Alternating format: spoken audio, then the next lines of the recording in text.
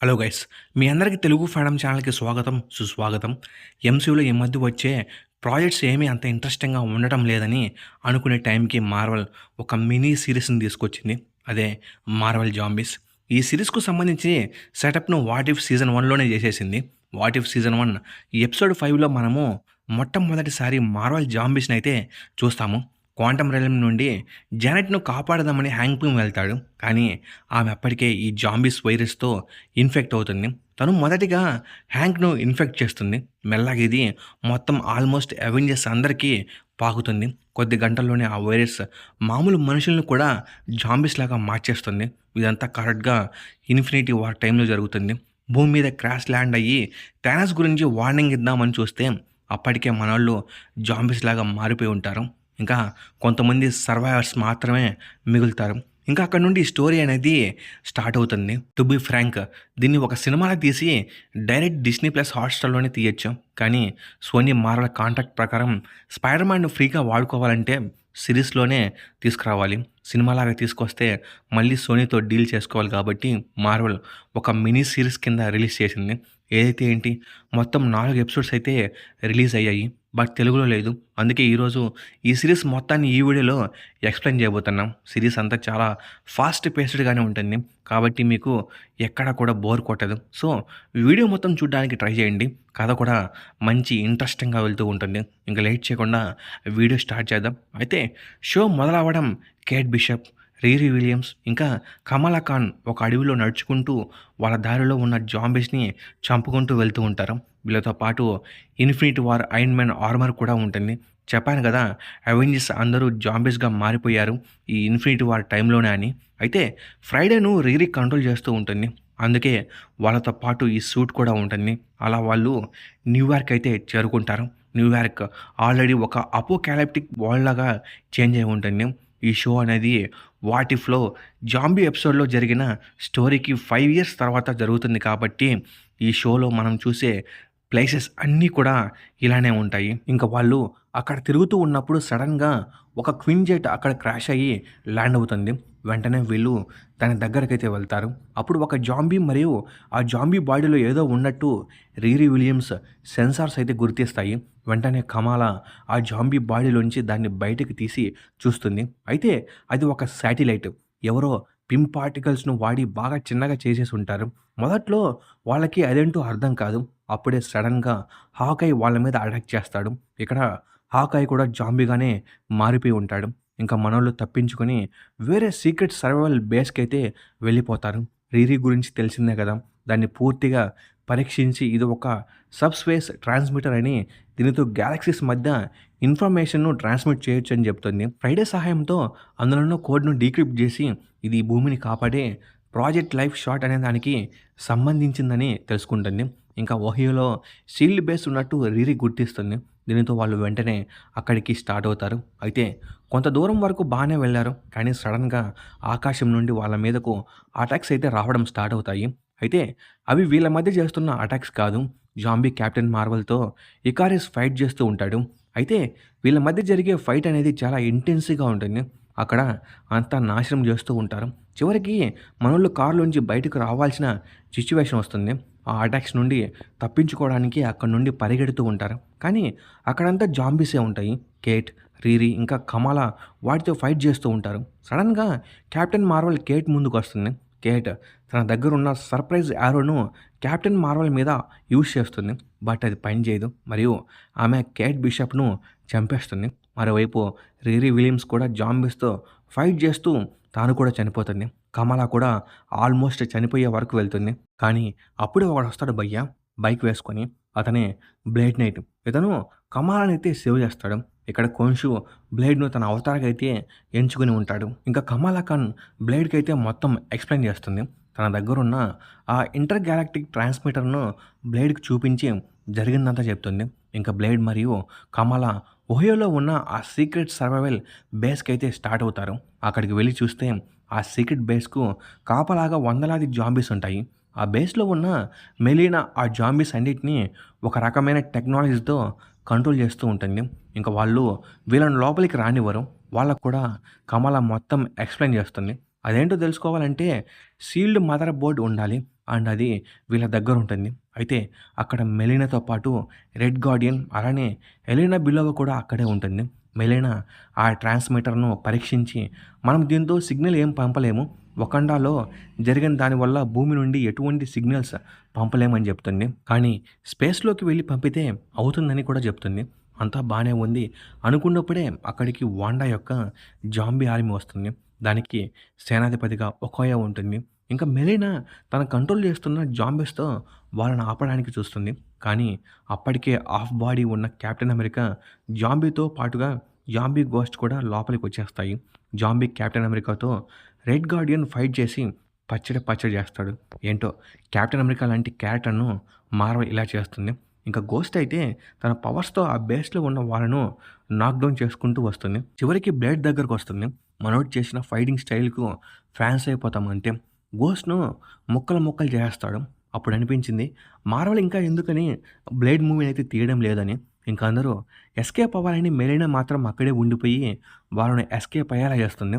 ఇంక కథ మళ్ళీ పాస్ట్‌కొచ్చేస్తుంది. జాంబీ వైరస్ పాకడం స్టార్ట్ అయినప్పుడు మొత్తం అంతా ఎమర్జెన్సీ సిట్యుయేషన్‌లో ఉన్నప్పుడు షాంగ్-చి ఇంకా కేటీ కూడా వాళ్ళ నుండి తప్పించుకోవడానికి ట్రై చేస్తూ ఉంటారు. వీళ్ళిద్దరూ అప్పటికి వాలెట్ పార్కింగ్ జాబ్‌లోనే ఉంటారు. అందుకే ఆ టైంకి ఇంకా షాంగ్-చి దగ్గర ఆ 10 రింగ్స్ అనేవి లేవు. ఇంకా వాళ్ళను కూడా జాంబీస్ చంపేస్తున్నాయనే సమయంలో వెన్‌హూ అక్కడికొస్తాడు.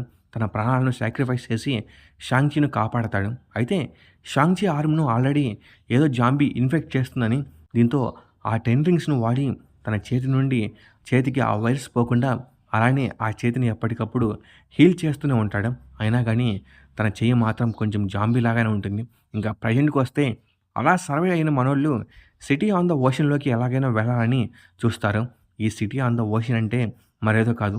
మనం కెప్టెన్ అమెరికా సివిల్ వార్‌లో చూసిన సూపర్ హ్యూమన్ ప్రెజర్ అయిన రాఫ్ట్‌ని జీమో సిటీ ఆఫ్ ద సీ కింద మార్చి మిగిలిన సర్వైవర్స్‌ను సేవ్ చేద్దాం అనుకుంటాడు. జీమో అంటే మీకు తెలుసు కదా! కెప్టెన్‌కు, టోనీకి మధ్య గొడవ పెట్టింది వీడే. అయితే అందులోకి వెళ్ళాలంటే వీరు సర్వైవర్స్‌కు ఏదో ఒకటి ఉపయోగపడేది ఏదో ఒకటి తీసుకురావాలని సమ్ టైప్స్ ఆఫ్ కండిషన్స్ ఉంటాయి. అందుకు మన షాంగ్-చి టీమ్ కొన్ని ఆవులను తీసుకొస్తారు. ఇంకా అక్కడికి మన కమలా ఖాన్ టీమ్ వాళ్ళు కూడా వస్తారు. అందరూ కలిసి ఆ రాఫ్ట్‌లో హోల్‌లోకి వెళ్తారు. జీమో గురించి తెలిసిందే కదా! మనోడు అంత మంచివాడైతే కాదు. సముద్రపు మధ్యలోకి తీసుకెళ్ళి మనోళ్ళను జాంబీస్‌కి ఫీడ్ ఇవ్వాలని చూస్తాడు. సముద్రంలోకి వెళ్ళిపోయాం. ఇంకా మనల్ని ఎవరేం చేస్తారనుకున్నాడేమో గానీ సముద్రంలో కూడా ఒకడున్నాడు. The zombie namer. ఇంకా నేమర్ రాకతో అక్కడ మొత్తం అల్లకొల్లాలమైపోతుంది. జాంబీస్ అన్నీ హీరోల మీద అయితే అటాక్ చేయడం స్టార్ట్ చేస్తాయి. మనోళ్ళందరూ ఒక దగ్గరికి చేరినప్పుడు నేమర్ వాళ్ళ మీద అటాక్ చేస్తాడు. నేమర్ ఎంత పవర్‌ఫుల్‌గా ఉంటాడంటే అక్కడ వాళ్ళందరూ ట్రై చేసినా నేమర్‌ను ఆపలేకపోతారు.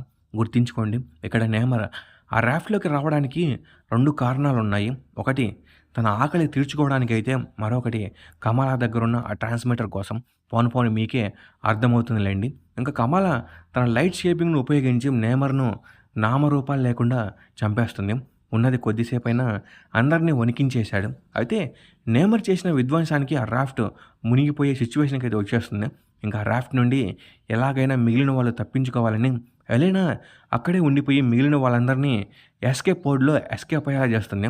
రెడ్ గార్డియన్ తన మరో కూతురినైతే కోల్పోతాడు. ఇంకిప్పుడు కథ మళ్ళీ 5 ఏళ్ల వెనక్కైతే వెళ్తుంది.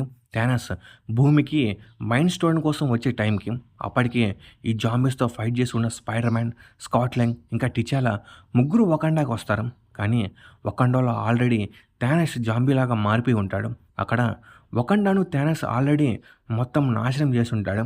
థానస్‌కు కావాల్సింది మైండ్ స్టోన్ అండ్ అది వీళ్ళ దగ్గరే ఉంటుంది. వకండా సిట్యుయేషన్ చూశాక టిచాలాకు పిచ్చి కోపం వస్తుంది.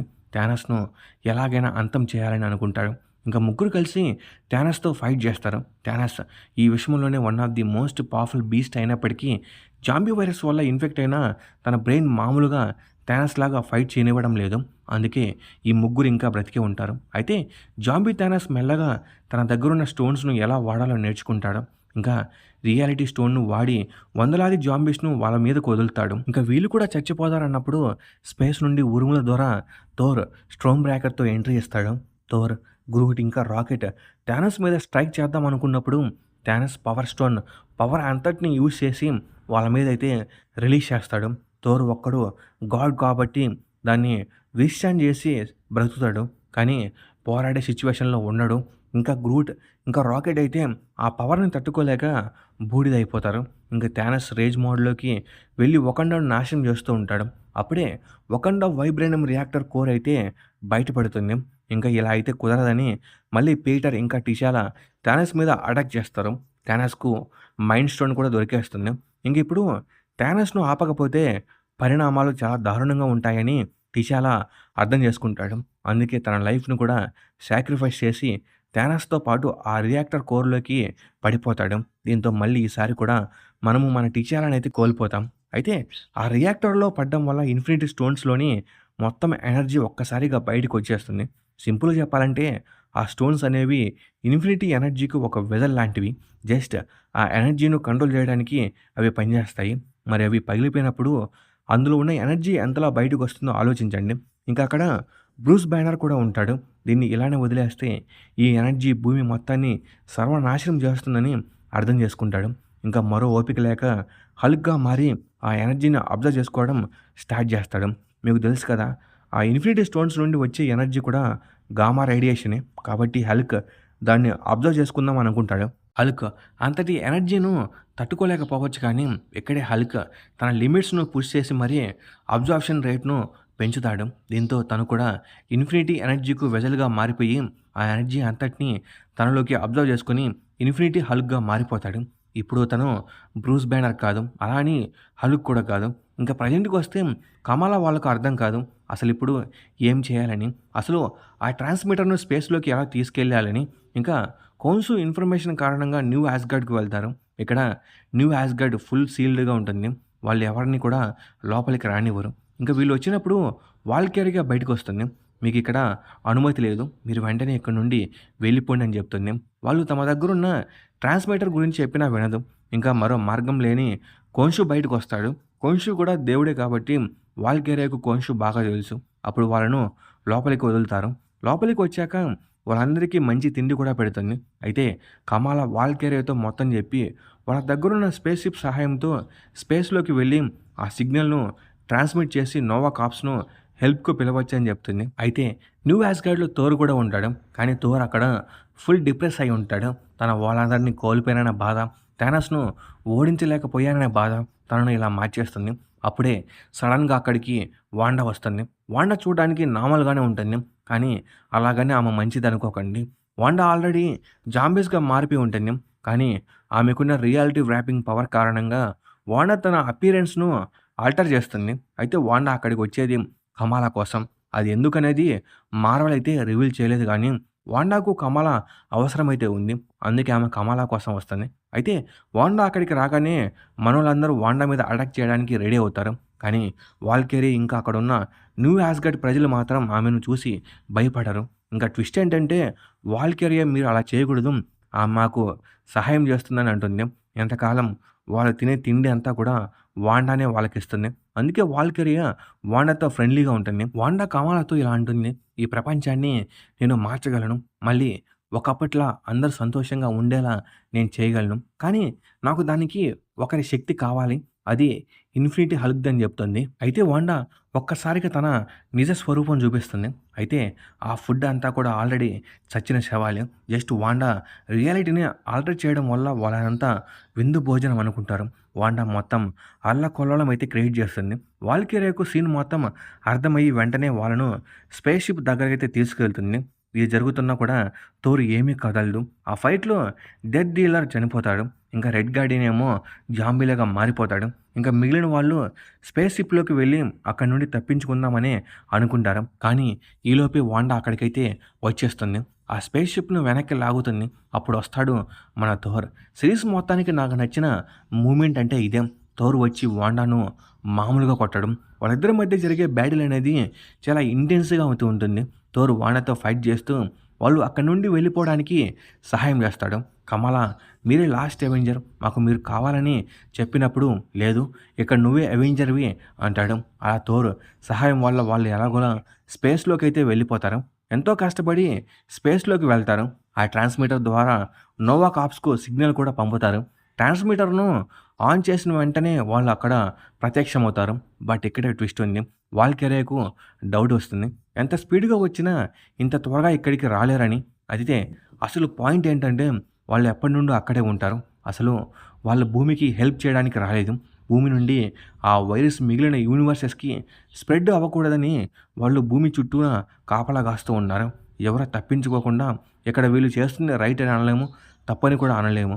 ఇంక ఈ నోవా కార్ప్స్ అటాక్ చేయడం కారణంగా వీళ్ళు మళ్ళీ భూమి మీదకే వెళ్ళిపోవాల్సి వస్తుంది. ఇప్పుడు కమలాకు మిగిలిన వాళ్ళకు ఏం చేయాలో ఏమి అర్థం కాదు. ఎందుకంటే వాళ్ళకున్న ఒకే ఒక్క హోప్. వాళ్ళు ఇంతవరకు ఇన్ని రోజులు కష్టపడిందంతా కూడా వృధా అయిపోయింది. అసలు ఇప్పుడు ఏం చేయాలో ఏం తెలియని సిట్యుయేషన్‌లో ఉన్నారు అందరూ. అయితే భూమి మీద క్రాష్ ల్యాండ్ అవుతున్నప్పుడు వీళ్ళని కామర్ క్యాచ్‌లో ఉన్న మ్యూజిషియన్స్ అందరూ అయితే సేవ్ చేస్తారు. అక్కడే స్కాట్ లాంగ్ ఇంకా పీటర్ కూడా ఉంటారు. అలానే రింట్రెహా కూడా అక్కడే ఉంటాడు. రింట్రెహా వాళ్ళందరికీ అసలు విషయం చెప్తాడు. ఇప్పుడు వాండా ఇన్ఫినిటీ హల్క్ దగ్గరికి వెళ్తుంది. ఇప్పుడు ఆమె గనుక ఆ శక్తిని సొంతం చేసుకుంటే ఇంకా ఆమెను ఆపడం అసాధ్యం అని చెప్తాడు. ఏదైనా సరే వాండాను ఆపాలని వీళ్ళు డిసైడ్ అవుతారు. మరోవైపు వాండా హల్క్ దగ్గరికైతే వెళ్తుంది. తన జాంబీ ఆర్మీతో అటాక్ చేస్తుంది. కానీ హల్క్ ఇప్పుడు ఇన్ఫినిటీ హల్క్ ఆ జాంబీస్ అందరిని తుక్కు తుక్కుగా కొట్టి పడేస్తాడు. కానీ వాండా మాత్రం అస్సలు తగ్గదు. అన్ని రకాల హల్క్స్ మీద దాడి చేస్తూనే ఉంటుంది. హల్క్ కూడా ఆ ఎనర్జీకి ఒక వెసలే కాబట్టి హల్క్ బాడీను నాశనం చేస్తే మళ్ళీ ఎనర్జీ ఈజీగా బయటకు వచ్చేస్తుంది. హల్క్ దగ్గర అంత శక్తి ఉన్నప్పటికీ తను జస్ట్ ఒక వెసల్ కాబట్టి హల్క్ మీద అటాక్ చేసినప్పటికీ తనకు ఇంజ్యూరీస్ అయితే అవుతూ ఉంటాయి. ఇంకా వాండా ఆల్మోస్ట్ హల్క్ దగ్గరికి వచ్చినప్పుడు మనోళ్ళందరూ మాస్ ఎంట్రీ ఇస్తారు. అందరూ హల్క్‌ను కాపాడే పనిలో ఉంటారు. హల్క్ మాత్రం తన బాడీను రికవర్ చేసుకునే పనిలో ఉంటాడు. ఇక్కడ మనోళ్ళు అసలు తగ్గకుండా ఫైట్ చేస్తారు. స్పైడర్ మ్యాన్ తలకాయలు లేపే సీన్ అయితే మామూలుగా ఉండదు. మార్వెల్ స్పైడర్ మ్యాన్ అలా చూపించడం ఇదే ఫస్ట్ టైం. ఇంకా వాండా ఆర్మీలో హ్యాంగ్ పిమ్, వాస్ప్ లాంటి జాంబీస్ కూడా ఉంటాయి. ఆ జాంబీస్ అందరితో మనోళ్ళు పోరాడుతూనే ఉంటారు. మనోళ్ళు హల్క్‌ను బాగానే కాపాడుతున్నారనే టైంలో మళ్ళీ వస్తాడు థోర్. అయితే ఈసారి వాళ్ళను సేవ్ చేయడానికి కాదు, చంపడానికి. ఈసారి థోర్ జాంబీలాగా మారి వస్తాడు. థోర్ శక్తి ముందు బ్లేడ్ కూడా నిలవలేడు. థోర్ స్ట్రైట్‌గా హల్క్ దగ్గరకు వస్తాడు. బట్ అప్పటికే హల్క్ ఒక 80% రికవర్ అయి ఉంటాడు. దానితో వెంటనే థోర్‌తో ఫైట్ చేయడం స్టార్ట్ చేస్తాడు. థోర్ చాలా పవర్‌ఫుల్‌గా ఉంటాడు. కానీ చివరికి హల్క్ థోర్‌ను వాయించి పడేస్తాడు. హమ్మయ్య అనుకునే లోపే వాండా హల్క్ దగ్గరికైతే వచ్చేస్తుంది. హీరోస్ ఎంత ట్రై చేసినా కానీ వాళ్ళు వీళ్ళ దగ్గర కూడా రాలేకపోతారు. వాళ్ళు కూడా ఆ వైరస్‌కి ఇన్ఫెక్ట్ అవుతారు. ఇంకా వాండా మెల్లగా ఆ ఎనర్జీను అబ్జర్వ్ చేసుకుంటూ ఉంటుంది. నువ్వు నాతో కలిస్తే మనం ఈ ప్రపంచాన్ని మళ్ళీ మునుపట్లా మార్చవచ్చని చెప్తుంది. సర్ప్రైజింగ్‌గా కమల దానికి ఒప్పుకుంటుంది. అయినా అక్కడ కమలకు వేరే ఆప్షన్ కూడా ఏమీ లేదు. వాండా చెప్పింది నిజమైతే తను అందరినీ కాపాడే అవకాశం కోల్పోతుందని అనుకుని వాండాతో చేతులు కలుపుతుంది. అంతే సడన్‌గా నిద్ర లేచి చూస్తే మళ్ళీ ఆ ప్రపంచమంతా ముందులాగా మారిపోయి ఉంటుంది. కమలకు అక్కడ ఏం జరుగుతుందో ఏమి అర్థం కాదు. కానీ తన ఫ్రెండ్స్ అక్కడే ఉండడంతో హ్యాపీగా ఫీల్ అవుతుంది. కానీ మళ్ళీ సడన్‌గా ఆ రియాలిటీలో గ్లిచెస్ అనేవి స్టార్ట్ అవుతాయి. రీరీ ఇంకా కేట్ ఇదంతా నిజం కాదు, దీన్ని అసలు నమ్మకని అంటారు. అంతే సీజన్ అయితే ఎండ్ అయిపోతుంది. అసలు అక్కడ ఏం జరిగింది? మళ్ళీ రీరీ, కేట్ రావడం ఏంటి? అసలు వాండా ఏం చేసింది? మొత్తం అంతా ఒక సస్పెన్స్‌లో ఉండిపోయింది. దీనికి ఆన్సర్ మనకు తెలియాలంటే మనము సీజన్ 2 వచ్చే వరకు వెయిట్ చేయాలి. మార్వెల్ ఏం ప్లాన్ చేసిందేమో గానీ అర్థమే కావడం లేదు. సీజన్ 2 వచ్చే వరకు వెయిట్ చేయాల్సిందే. ఈవెన్ స్టార్టింగ్‌లో ఇకారిస్ ఇంకా కెప్టెన్ మార్వెల్ ఫైట్ చేసుకున్నారు కదా! దానికి సంబంధించి కూడా మార్వెల్ మనకు ఆన్సర్ ఇవ్వాలి. ఇంటర్నెట్‌లో రకరకాల థియరీస్ అయితే సర్క్యులేట్ అవుతున్నాయి. అవన్నీ నిజమని నమ్మలేము. సో గైస్, ఈ మార్వెల్ జాంబీస్ కథ మీకు ఎలా అనిపించిందో కామెంట్ సెక్షన్‌లో కామెంట్ చేయండి. ఇలానే మీకు ఇంకా ఎలాంటి సీరీస్‌ల మీద, యానిమేస్ మీద ఎక్స్‌ప్లనేషన్ కావాలో కామెంట్ సెక్షన్‌లో కామెంట్ చేయండి. ఎక్కువ మంది ఏం అడుగుతారో వాటి మీద వీడియోస్ చేయడానికి ట్రై చేస్తాను. ఇంకా ఈ వీడియో మీకు బాగా నచ్చితే లైక్ చేయండి, షేర్ చేయండి, సబ్స్క్రైబ్ చేసుకోండి. మేము ఎన్ని కావాలో ఒక లైక్, సబ్స్క్రైబ్ మాత్రం. Okay, bye guys.